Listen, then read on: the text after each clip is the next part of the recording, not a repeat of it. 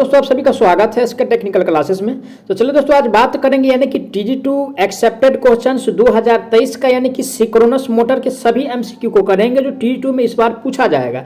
तो सारा प्रश्न MCQ है, आप लोग वीडियो को इन तक जरूर देखिएगा।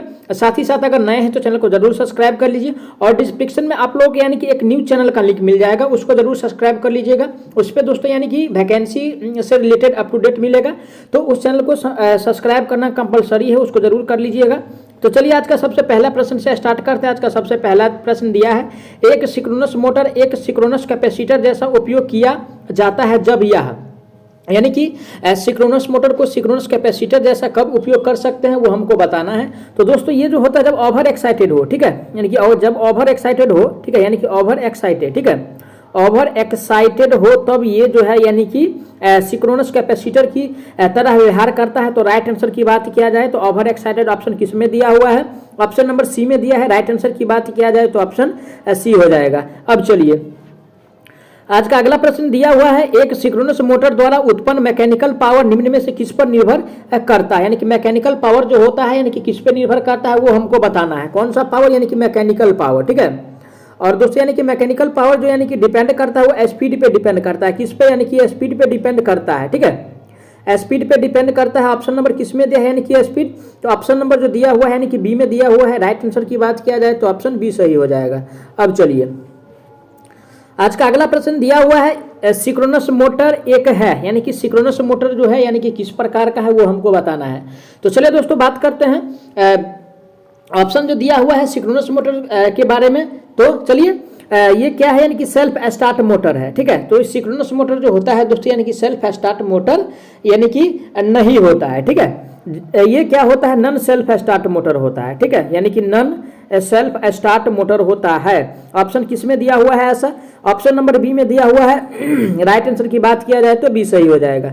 अब चलिए आज का अगला प्रश्न दिया हुआ है, आज का अगला प्रश्न दिया हुआ है, सिंक्रोनस मोटर के घूमने की दिशा यानी कि बदल सकते हैं, यानी कि सिंक्रोनस मोटर का घूमने की दिशा को कैसे बदला जा सकता है वो हमको बताना है।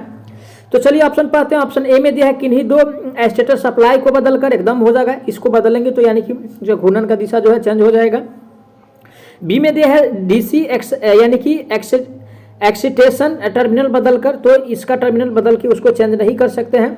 और सी में दिया है दोनों, तो दोनों का नहीं, यानी कि ओनली फॉर इसका जो सप्लाई टर्मिनल को अगर बदला जाए तो इसका जो है यानी कि गति जो है चेंज हो जाएगा, यानी कि घूमने का दिशा चेंज हो जाएगा। तो right answer option number A इसका सही हो जाएगा। अब चलिए आज का अगला प्रश्न दिया हुआ है, आज का अगला प्रश्न कहा रहा है, निम्न में से कौन सा मशीन इलेक्ट्रिकल एनर्जी को मैकेनिकल एनर्जी में बदलता है, ठीक है, यानी कि इलेक्ट्रिकल को मैकेनिकल में जो बदलता है वो क्या होता है वो हमको बताना है। तो दोस्तों इलेक्ट्रिकल को जो मैकेनिकल में बदलता है, ठीक है, इलेक्ट्रिकल को यानी कि मैकेनिकल, ठीक है, मैकेनिकल में जो यानी कि जो बदलता है उसको यानी कि सिंक्रोनस मोटर कहते हैं। क्या कहते हैं, यानी कि सिंक्रोनस यानी कि मोटर कहा जाता है। ऑप्शन नंबर किस में दिया है, सिंक्रोनस मोटर, तो ऑप्शन नंबर यानी कि बी में दिया हुआ है। राइट आंसर की बात किया जाए तो ऑप्शन नंबर बी सही हो जाएगा। अब चलिए आज का अगला प्रश्न पे चलते हैं। आज का अगला प्रश्न दिया है, एक सिंक्रोनस कंडेंसर डैश है, ठीक है, यानी कि सिंक्रोनस कंडेंसर जो है वो क्या है हमको वो बताना है, ठीक है। तो चलिए ऑप्शन पढ़ते हैं। ऑप्शन ए में दिया है, नो लोड अधिक उत्तेजना सिंक्रोनस मोटर, ठीक है भाई।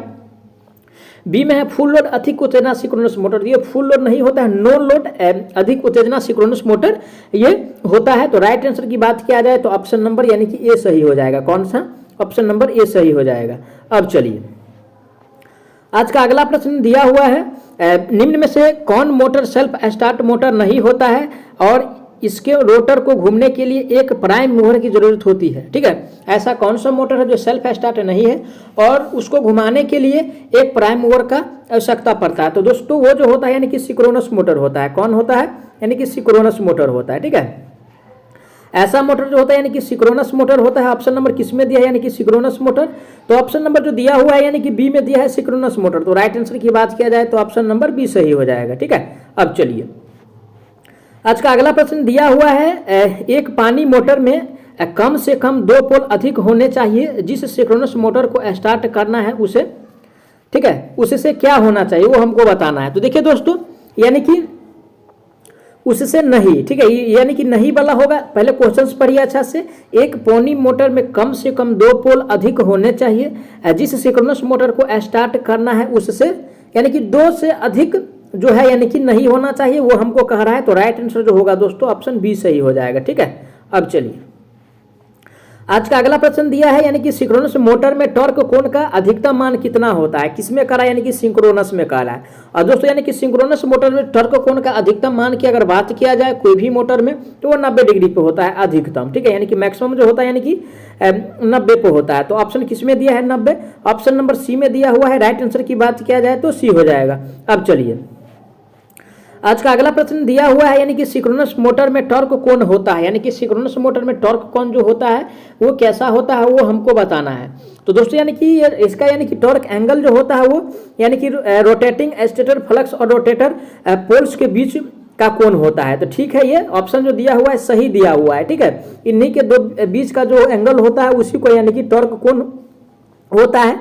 तो राइट आंसर ऑप्शन इसका ए सही हो जाएगा। ठीक है, अब चलिए आज का अगला प्रश्न दिया है, जब एक सिंक्रोनस मोटर में नोन लोड पर बैक ईएमएफ अप्लाइड वोल्टेज के बराबर हो जाए तब मोटर पे क्या प्रभाव पड़ेगा वो हमको बताना है।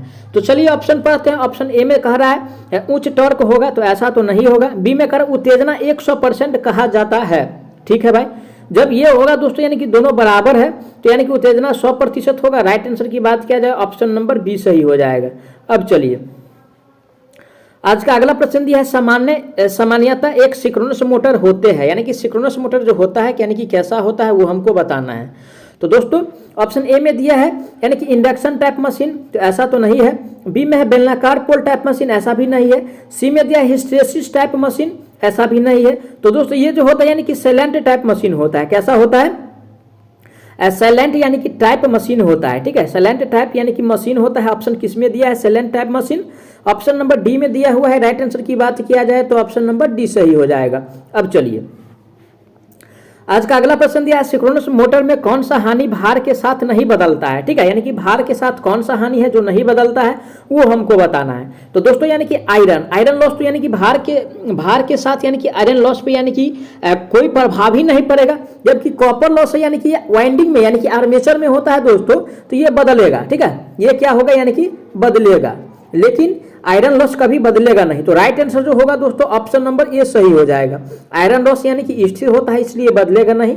तो करेक्ट आंसर की अगर बात किया जाए दोस्तों तो यानी कि इसका ए सही हो जाएगा। अब चलिए आज का अगला प्रश्न दिया हुआ है, आप देख सकते हैं कि स्क्रीन पे, सामान्य उत्तेजना के साथ एक मोटर में भार में वृद्धि होने पर, यानी कि सामान्य उत्तेजना से मोटर चल रहा है और अगर उसके भार में वृद्धि होता है तो मोटर पे क्या प्रभाव पड़ता है वो हमको बताना है। ठीक है, तो चलिए ऑप्शन पढ़ते हैं। ऑप्शन ए में दिया पश्चगामी की ओर बढ़ेगा, क्या होगा दोस्तों। ऑप्शन ए में कह रहा है पश्चगामी की ओर बढ़ेगा, तो एकदम बढ़ेगा। बी में कह रहा है कोई फर्क नहीं पड़ेगा, क्यों नहीं फर्क पड़ेगा, जब भार बढ़ेगा तो कुछ ना कुछ फर्क तो पड़ेगा ही। सी में है लीडिंग की ओर बढ़ेगा, तो लीडिंग की ओर बढ़ नहीं सकता। और डी में दिया है उपयुक्त में से कोई नहीं, तो ये तो है नहीं। तो राइट आंसर जो होगा दोस्तों यानी कि ऑप्शन नंबर ए सही हो जाएगा। इसका कौन सा, ऑप्शन नंबर ए सही हो जाएगा। अब चलिए आज का अगला प्रश्न दिया हुआ है, एक निम्न उत्तेजित सिंक्रोनस मोटर में डैश। ठीक है, यानी कि निम्न उत्तेजित सिंक्रोनस मोटर में क्या होता है वो हमको बताना है। तो दोस्तों यानी कि ईबी जो होता है, ठीक है, यानी कि वोल्ट से क्या होता है, यानी कि छोटा होता है। तो ऑप्शन किस में दिया हुआ है, छोटा, तो ऑप्शन नंबर बी में दिया हुआ है। राइट आंसर की बात किया जाए तो ऑप्शन नंबर बी हो जाएगा। ठीक है, अब चलिए आज का अगला प्रश्न दिया है, सिंक्रोनस मोटर में रोटर स्पीड होता है। ठीक है, तो सिंक्रोनस मोटर में रोटर स्पीड जो होता है वो सिंक्रोनस स्पीड से यानी कि ज्यादा होता है। क्या होता है, सिंक्रोनस स्पीड से यानी कि ज्यादा होता है रोटर स्पीड। ऑप्शन किस में दिया हुआ है ऐसा, यानी कि ज्यादा वाला जो दिया हुआ है दोस्तों, यानी कि ऑप्शन नंबर किस में दिया हुआ है, ऑप्शन ए में कह रहा है दोस्तों यानी कि सिंक्रोनस स्पीड से कम, और बी में दिया है यानी कि सिंक्रोनस स्पीड से यानी कि ज्यादा।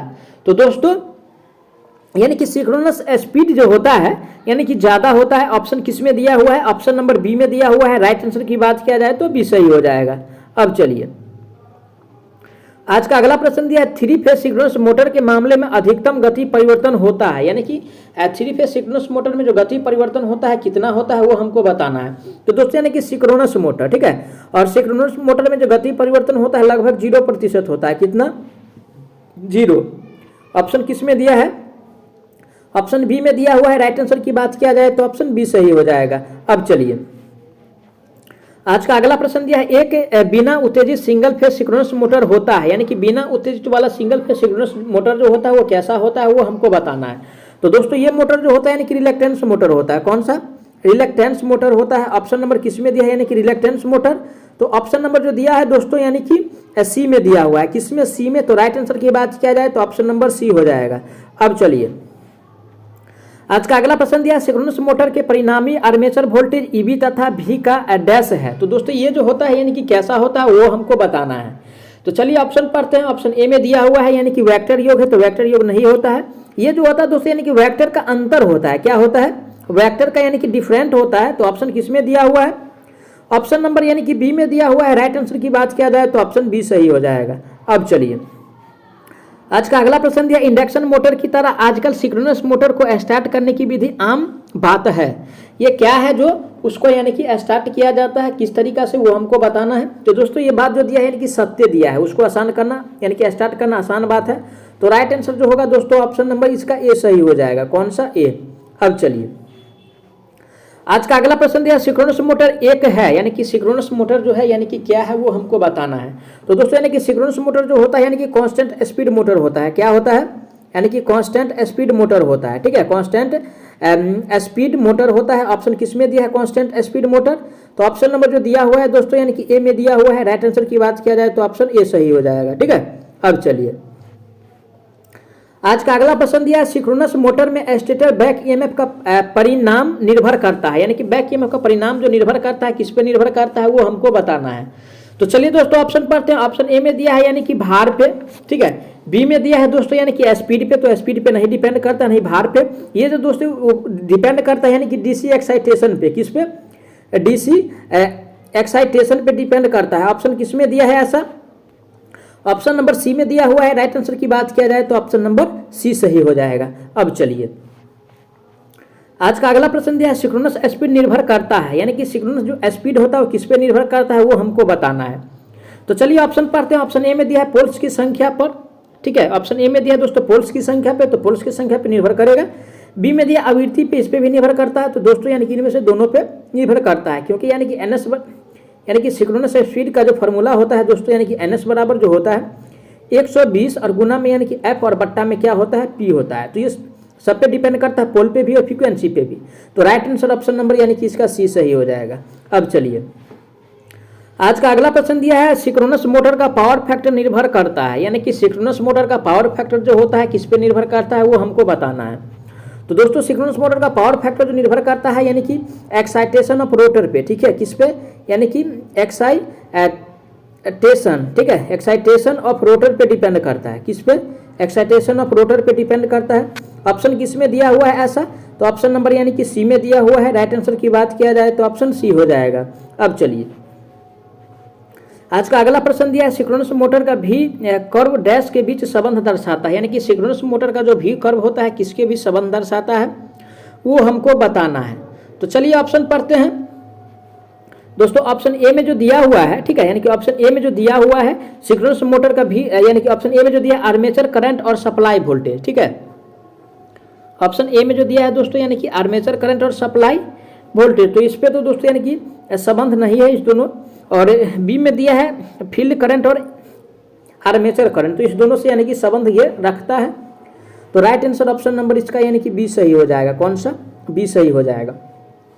मैं आशा करता हूँ दोस्तों आप लोग सारा प्रश्न को अच्छा से समझे होंगे। अगर कोई भी प्रश्न में किसी प्रकार का डाउट है तो प्लीज़ कमेंट कीजिए, आपको जवाब बहुत जल्द मिलने वाला है। साथ ही साथ अगर नए हैं तो चैनल को जरूर सब्सक्राइब कीजिएगा और वीडियो को शेयर करना नहीं भूलिएगा।